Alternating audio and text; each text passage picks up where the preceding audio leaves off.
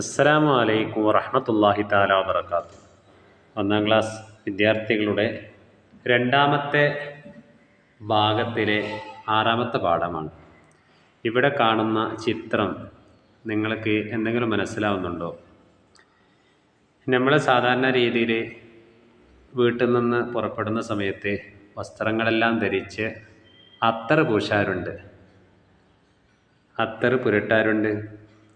ആ അത്തർ ഉണ്ടാക്കുന്നതായ ചില കൊള്ളികളാണ് ഇവിടെ കാണിച്ചിരിക്കുന്നത്.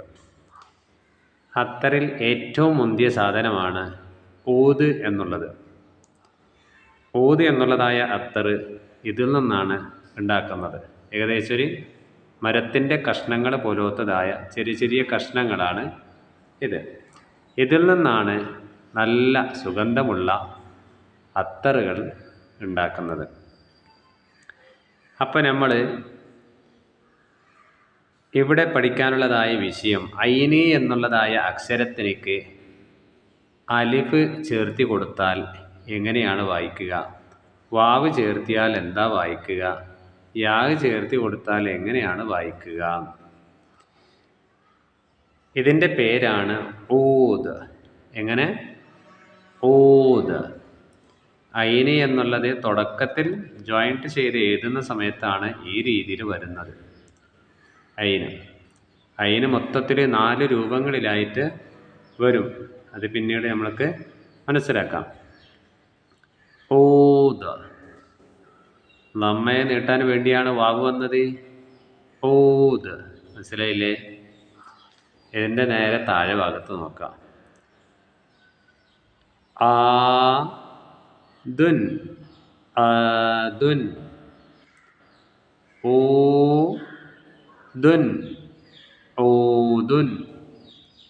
ഈദുൻ, ഈദുൻ.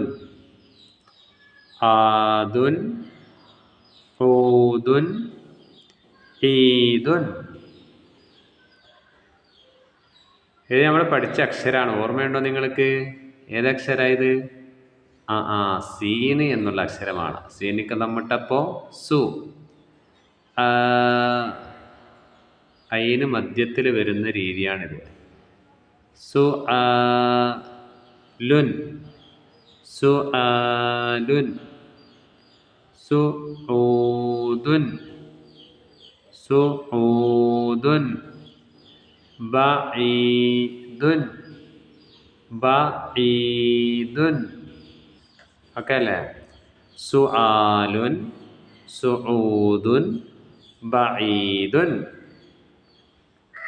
ആ ഊ ഈ.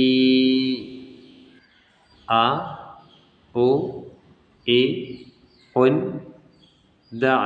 അങ്ങനെ ആ ഊ ഈ ഉൻ ദ. ഇവിടെ നമ്മൾക്ക് ശരിക്കും മനസ്സിലാക്കാം.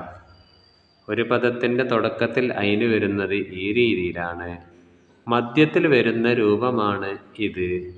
അതേ പദത്തിൻ്റെ അവസാനത്തിൽ വരുന്ന രൂപമാണ് ഇത്. സെപ്പറേറ്റായി വരുന്ന രീതിയാണ് ഇവിടെ കൊടുത്തിട്ടുള്ളത്. മനസ്സിലായില്ലേ നിങ്ങൾക്ക്?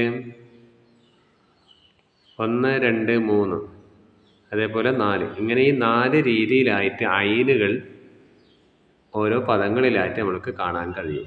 ഈ 4 രീതിയിൽ മാത്രമാണ് ഐന് വരാറുള്ളൂ. അത് നമ്മൾ പ്രത്യേകം ശ്രദ്ധിക്കേണ്ട വിഷയമാണ്. ഒന്നുകൂടി നോക്കൂ. ഊദ്, ആദുൻ, ഊദുൻ, ഈദുൻ. സുആലുൻ, സുഊദുൻ, ബഈദുൻ. ആ ഊ ഈ. ആ ഊ ഈ ഉൻ ദ. നെക്സ്റ്റ് പേജ് നമ്മൾക്ക് നോക്കാം. നളഉ ദായിറത്തൻ അല ഐൻ. ഐന് എന്നതിൻ്റെ മുകളിൽ വൃത്തം ഇട്ട് കൊടുക്കുക. ആലിമുൻ, തുടക്കത്തിലുള്ളത് ഐനാണ്. ബഊലുൻ, രണ്ടാമത്തത് ഐനാണ്. സഈദുൻ, രണ്ടാമത്തെ അക്ഷരമാണ് ഐൻ. അൻഅംത, മൂന്നാമത്തെ അക്ഷരമാണ് ഐന് എന്നുള്ളത്. മനസ്സിലായില്ലേ? നക്തശിഫു ഐൻ മിനൽ ഖുർആൻ, ഖുർആനിൽ നിന്ന് ഐനിനെ നമ്മൾ വെളിവാക്കണം. ഇയ്യാക നഅ്ബുദു വ ഇയ്യാക നസ്തഈൻ. നഅ്ബുദു എന്ന് പറയുമ്പോൾ രണ്ടാമത്തെ അക്ഷരം ഐന്, നസ്തഈൻ എന്ന് പറയുമ്പോൾ നാലാമത്തെ അക്ഷരമാണ് എന്ത്? ഐന്. ഖുൽ അഊദു ബിറബ്ബിൽ ഫലഖ്, ഇവിടെ ഈ പദത്തിലെ രണ്ടാമത്തെ അക്ഷരമാണ് ഐന് എന്നുള്ളത്. മനസ്സിലായില്ലേ? മൊത്തത്തിൽ അവിടെ 3 ഐനുകളാണ്.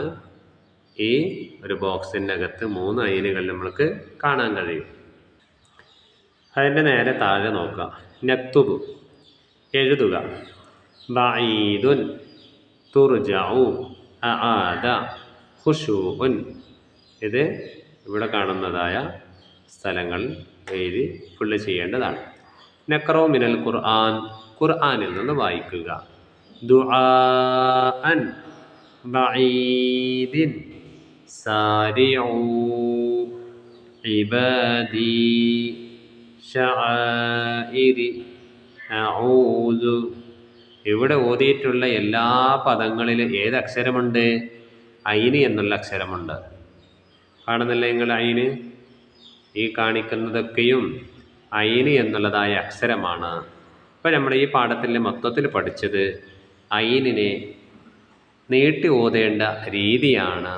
അതേപോലെ തന്നെ വ്യത്യസ്തമായ രീതിയിൽ ഐനുകൾ വരുന്നുണ്ട് എന്ന് നമ്മൾ മനസ്സിലാക്കി കഴിഞ്ഞു. ഈ പാഠം നല്ല രീതിയിൽ കൂടുതൽ വായിക്കുകയും എഴുതുകയും ചെയ്യണം. അല്ലാഹു തആല തൗഫീഖ് നൽകട്ടെ. ദുആ വസിയത്തോടെ അസ്സലാമു അലൈക്കും വറഹ്മത്തുള്ളാഹി.